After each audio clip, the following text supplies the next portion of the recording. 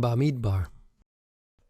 The Torah portion of Bamidbar talks about a census of the children of Israel, which includes the counting of the men who are eligible to go to war.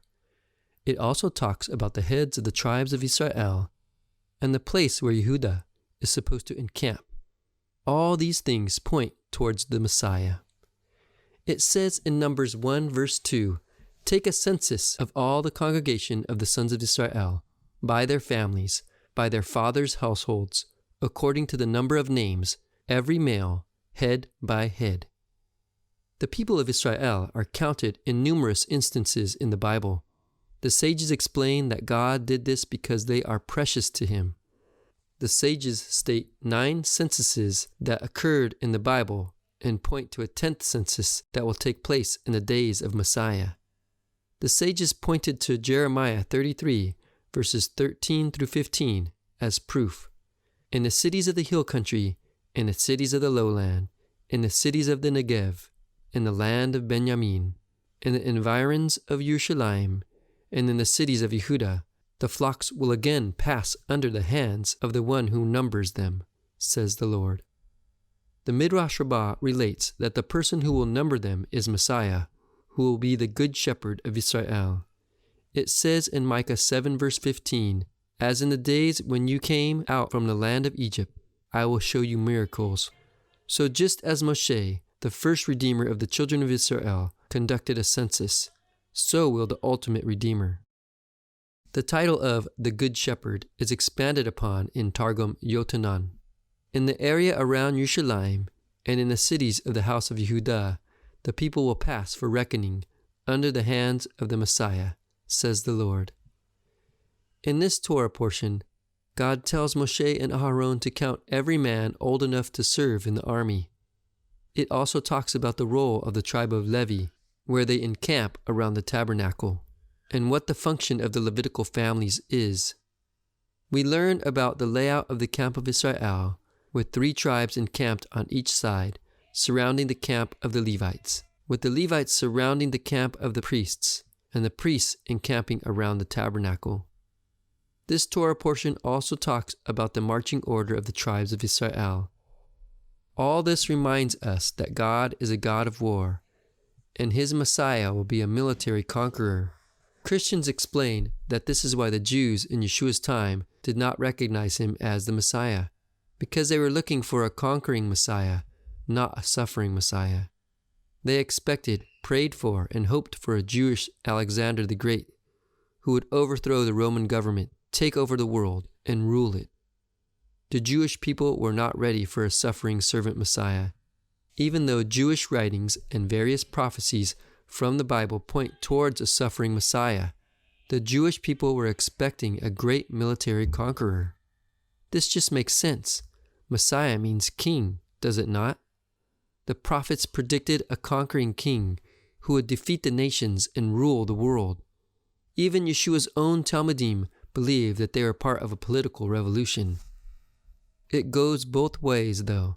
Christians are in danger of failing to recognize the military Messiah. They have focused only on the suffering spiritual Redeemer and forgotten the warrior king. They have become so accustomed to thinking of the Messiah as a spiritual Redeemer of sins that they have totally forgotten about Him being a physical Redeemer of His people. The people in Yeshua's time who were seeking a conquering Messiah were not wrong to seek that. They were only skipping a step. The idea they had about the conquering Messiah comes from the prophets. One such passage that led them to believe in a conquering Messiah is Psalms 2 verses 9 through 12. "You shall break the nations with a rod of iron. You shall shatter them like earthenware. Now therefore, O kings, show discernment. Take warning, O judges of the earth. Worship the Lord with reverence and rejoice with trembling. Do homage to the Son, that He not become angry, and you perish in the way, for His wrath may soon be kindled. How blessed are all who take refuge in Him." The Bible tells us that the Messiah is a military conqueror. It says in this Torah portion that God prepared the army of Israel for the conquest of the promised land. It says in Numbers 1 verse 4, "With you, moreover, there shall be a man of each tribe, each one head of his father's household. Midrash Tanchuma says that the word man in this verse relates to King Messiah, as it says in Zechariah 6 verse 12, "Behold, a man whose name is Branch," and also in Isaiah 53 verse 3, "A man of sorrows and acquainted with grief." Messiah is the head over the whole household of Israel, the man at the head of the tribes. Yeshua refers to himself as the head of the household in Matthew 10 verse 25.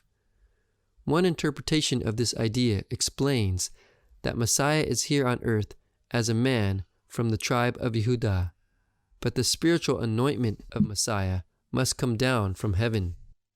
This is similar to what it says in Romans 1 verses 3 through 4, saying that Yeshua was born of a descendant of David according to the flesh, but declared the Son of God with power by the resurrection from the dead according to the Spirit of holiness. As Kol Yaakov states in Yahut Moshiach, "For behold, Messiah is now below. However, at the time of the coming of Elijah, he will arouse supernal springs and bring down for him a soul from above." The Torah says, "With you there shall be a man." The words "with you" meaning with the coming of Elijah the Tishbite, the priest who will come proclaiming good news.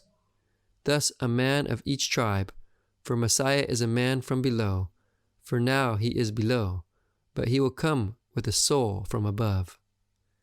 This Torah portion tells us in Numbers 2, verses 3 and 4, "Now those who camp on the east side toward the sunrise shall be of the standard of the camp of Yehudah." Yehudah's encampment towards the sunrise points towards the Messiah rising from the tribe of Yehudah, as it says in the Midrash. "The Holy One, blessed be He, said to him, Moshe, Yehudah will camp in the eastern side, the direction from which light goes forth into the world, because the kingship will go forth into the world from Yehudah." Numbers Rabbah 2 verse 10. There are multiple sources that relate the Messiah to the sunrise.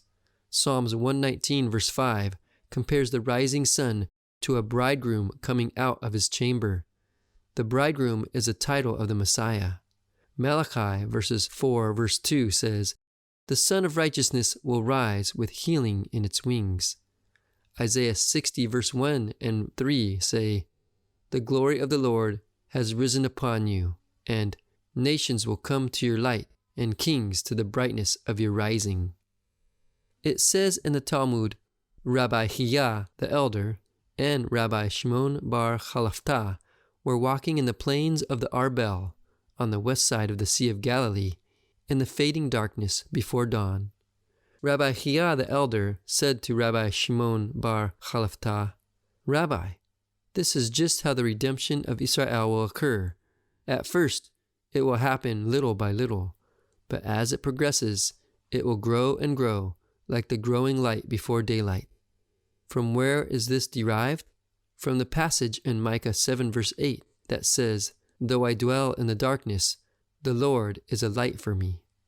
It says in Numbers 2 verse 3 and 4, "Now those who camp on the east side toward the sunrise shall be of the standard of the camp of Yehudah, by their armies, and the leader of the sons of Yehudah, Nashon, the son of Aminadab, and his army, even their numbered men." Nashon ben Aminadab, the head of the tribe of Yehudah, led the tribes of Israel when they marched out. It says in Numbers 2 verse 9, "They shall set out first." And in Numbers 10 verse 14 it says, "The standard of the camp of the sons of Yehudah, according to their armies, set out first, with Nashon, the son of Aminadab, over its army." Tradition says that this was not the first time Nashon ben Aminadab led the people of Israel. This Nashon was the same Nashon who walked into the Red Sea before it had split, and had encouraged Israel to cross it. His name appears in the genealogies of Yeshua, in Matthew 1 and Luke 3. He was a forefather and foreshadow of the Messiah. As the hosts of Israel marched forth in the wilderness, they carried the tabernacle with them. So too the hosts above will bring the eternal tabernacle of God, and they will establish the heavenly tabernacle on earth as the new Yerushalayim, as it says in Revelations 21, verse 3, "Behold, the dwelling place of God is among men, and he will dwell among them, and they shall be his people, and God himself will be among them." In this Torah portion, we learn about the census taken of the children of Israel, the military layout of the camp, which points towards a military Messiah. We learn about Nachshon ben Aminadab, the forefather and foreshadow of Messiah. We learn about the way the children of Israel marched in the wilderness, carrying the tabernacle of God, which points towards the way the angels of the Lord will march down from heaven and bring the new Yerushalayim.